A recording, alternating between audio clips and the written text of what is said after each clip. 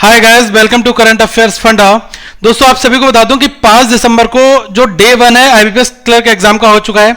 अब एक एग्जाम आपका 12 को और होगा, लेकिन यहां पर जिन लोगों का एग्जाम ऑलरेडी हो चुका है उनके लिए मैं यहां पर गाइड करना चाहूंगा कि मेंस के लिए किन बातों का आपको बहुत ज्यादा ध्यान रखना है। अगर आप मेंस में क्वालिफाई करोगे तो मेंस में किस तरीके का पेपर आएगा, कैसे क्वेश्चन पूछे जाएंगे और कैसे आपको स्ट्रेटजी अभी से बनानी है, क्योंकि ये एग्जामिनेशन सिंगल एग्जामिनेशन होगा। जो मेंस में अच्छा परफॉर्म करेगा उसका ही दोस्तों यहां पर सिलेक्शन होगा।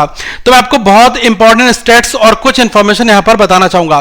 तो पहले आप इतना समझकर चलें कि जो लास्ट ईयर जिन लोगों का आईबीपीएस क्लर्क मेंस में सिलेक्शन हुआ था, कहीं ना कहीं पर दोस्तों उन्होंने जो अटेम्प्ट किए थे या फिर जो एक अच्छे अटेम्प्ट की श्रेणी में आता है वो दोस्तों लगभग 130 तक बहुत अच्छे अटेम्प्ट थे, और 105 से लेकर अगर आप इसमें एक्यूरेसी के साथ कर आए थे तो बहुत सारे लोग हैं जिनका सिलेक्शन हो गया था। मैं आपको ये जनरल में भी बता रहा हूं, ठीक है।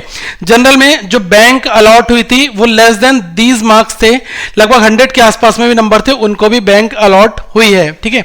अब यहां पर आप इतना समझ लें कि इस बार अगर आप मेंस की तैयारी कर रहे हैं तो आपको पता होगा कि जो आपकी मेंस की डेट है आईबीपीएस क्लर्क जो है वो आपका होगा 28 फरवरी 2021 में।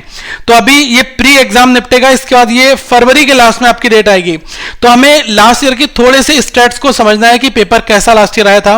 अगर मैं दोस्तों क्वांट की बात करूं यहां पर, तो आप इतना सोचकर चलें कि 4 डीआई आपकी आई थी, और ये 4 डीआई आपकी 20 नंबर की थी। इसमें बार ग्राफ था, एक केसलेट डीआई आपकी थी, पाई चार्ट बेस्ड डीआई थी, और एक आपका टेबुलर बेस्ड डीआई था, ठीक है।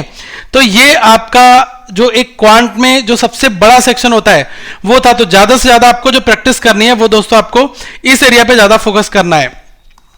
अब अगर इसके बाद हम बात करें तो जैसे कि क्वांटिटी कंपैरिजन हो गया, Q1 Q2 ये 5 नंबर का था। बाकी आपके मिसलेनियस प्रॉब्लम्स हो गए, ये आपके थे। डेटा सफिशिएंसी हो गया। तो हम पूरे अगर पेपर को ढंग से समझें तो यहां पर 2 ही हिस्से दोस्तों बनते हैं। एक पोर्शन आपका बनता है डीआई का और एक पोर्शन बनता है अरिथमेटिक और वर्ड प्रॉब्लम का। ऐसा मैं क्यों कह रहा हूं, क्योंकि ये जो डेटा सफिशिएंसी वाला पोर्शन है इसमें भी अगर आपको परसेंटेज, आपको टाइम एंड वर्क, आपको प्रॉफिट लॉस नहीं आएगा तो आप इस एरिया में हिट नहीं कर पाएंगे। तो आपको समझना है कि मुझे डेटा सफिशिएंसी बनाना है या फिर मुझे Q1 Q2 क्वाड्रेटिक इक्वेशन में जो आपका Q1 Q2 वाला क्वांटिटी कंपैरिजन पैटर्न होता है ये भी आपका वर्ड प्रॉब्लम के ऊपर रहता है, और बाकी मिसलेनियस प्रॉब्लम आपकी आती ही है। तो आप ये समझकर जाएं कि पूरे पेपर में मुझे डीआई और अरिथमेटिक इस एरिया को अपना स्ट्रांग बनाना है, तो आप मेंस के लिए दोस्तों अपनी आगे की जर्नी को बहुत बढ़िया से ले जा पाएंगे, ठीक है। अब यहां पर एक चीज आपको और बताना चाहूंगा कि आईबीपीएस क्लरिकल मेंस का एक ऑलिव बोर्ड का फ्री टेस्ट है। अगर आप चाहते हैं, ये आपको 2 घंटे 40 मिनट का आपको हर एक सेक्शन के हिसाब से टाइम मिलेगा, और इसमें 190 टोटल क्वेश्चन होंगे और 200 मैक्सिमम स्कोर है आपका, ठीक है। तो आप इस फ्री टेस्ट को, ये कंप्लीटली फ्री है, कोई पे आउट नहीं करना। लिंक मैं आपको नीचे डिस्क्रिप्शन में दे रहा हूं, आप जाकर वहां पर बना सकते हैं। आप बनाइए और अपना देखिए कि आपको कितना आता है। टू बी ऑनेस्ट अभी आप किस पोजीशन पे हैं, और एक बार उसी हिसाब से अपनी तैयारी स्टार्ट करिए, अपने क्वेश्चंस को लेवल को बढ़ाइए ताकि आप आगे वाले टाइम में इस वाले एग्जाम को भी क्वालिफाई कर पाए। अगर मैं दोस्तों रीजनिंग की बात करूं तो रीजनिंग सेक्शन में पजल ओरिएंटेड पेपर रहता ही है, लगभग 20-25 नंबर की पजल आती हैं, ठीक है। तो आप इतना मानकर चलें कि जो आपका 25 नंबर की पजल लास्ट ईयर के एग्जाम में आई थी, जैसे कि सर्कुलर पजल, सब में मोस्ट ऑफ द टाइम 2 से 3 वेरिएबल रहते हैं, ठीक है।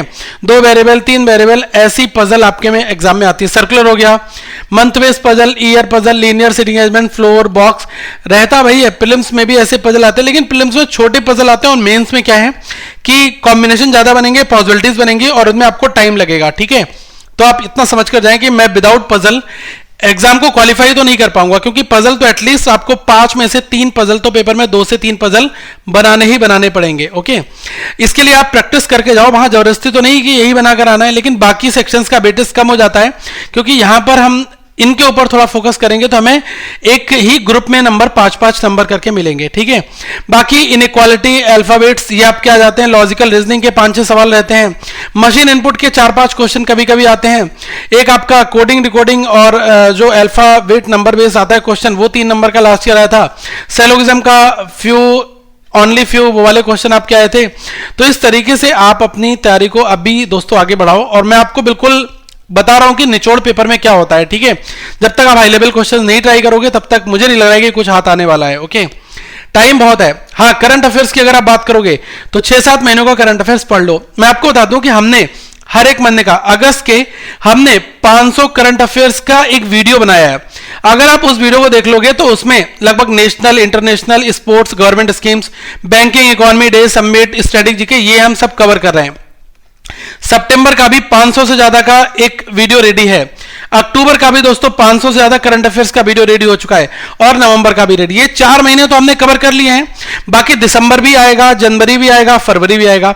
अगर आपको ये चारों वीडियो देखने हैं तो मैं आपको नीचे डिस्क्रिप्शन में लिंक दे दूंगा, आप उन वीडियोस को डेली बेसिस पर देखना स्टार्ट कर दो। आप कोशिश करो कि 2 दिन में 1 महीने का खत्म कर लो, उसको नोट कर लो। मैं पीडीएफ आपको नहीं दे पाऊंगा, ठीक है, क्योंकि पीडीएफ क्या होता है, पड़ी रहती है। वीडियो देखोगे, पॉज करके उसमें से पॉइंट्स नोट करोगे तो आपको ताउम्र काफी लंबा याद रहेगा और पेपर में आप अच्छी परफॉर्मेंस देकर आओगे, ठीक है। एग्जाम से पहले जरूर रिवीजन के लिए एक पूरा कैप्सूल लेकर आएंगे तो उससे आपको थोड़ा सा फायदा मिलेगा, ठीक है। तो उसके ऊपर हमारी टीम काम कर रही है और वो चीज मैं एग्जाम से पहले आपको लाकर दूंगा, ठीक है। अब यहां पर जो इंग्लिश सेक्शन है इसमें क्या है कि सब कुछ रीडिंग ओरिएंटेड है।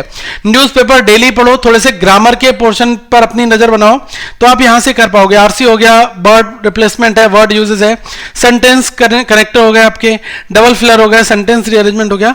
तो ये सारी चीजें आपके इंग्लिश में रहती हैं और इंग्लिश में आप जितने ज्यादा रीडिंग ओरिएंटेड बनोगे तो आप पेपर में अच्छा परफॉर्म करोगे, ठीक है। आप देख लो, सब्जेक्ट वर्ब एग्रीमेंट आपका हो गया, ग्रामर में आर्टिकल्स वगैरह पढ़ लो, टेंसेस की बेसिक नॉलेज ले लो, तो इनसे आप ग्रामर के पोर्शन को काफी हद तक कवर कर लोगे। लेकिन ये वाली जो चीज है आपकी आरसी वगैरह, ये आप न्यूज़पेपर पढ़ोगे तो आपको वहां से फायदा मिलेगा, ठीक है। आगे दोस्तों मैं आप सभी को गाइड करता रहूंगा और जो इंपॉर्टेंट लिंक्स है वो सारे नीचे डिस्क्रिप्शन में दिए हैं। बिंदास जाओ और अपने सिलेक्शन लो और हमें भी प्राउड फील कराओ। So thank you so much, have a good day all of you once again.